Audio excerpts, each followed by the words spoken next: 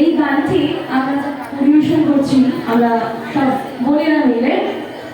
এই গানটি 10ই সেপ্টেম্বর পরম পূজনীয় বড় বৌরানী মা অন্তিক ভাইয়ের জন্মদিনে পরিবেশন করেছিলেন।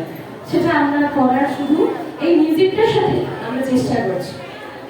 আলাদাভাবে আমরা মিউজিক অ্যারেঞ্জ করার সময় হয়নি, পরশুদিন দেওঘর থেকে আসার করি, তাই আমরা এই মিউজিকটার সাথে আমরা শুনলাম সবাই।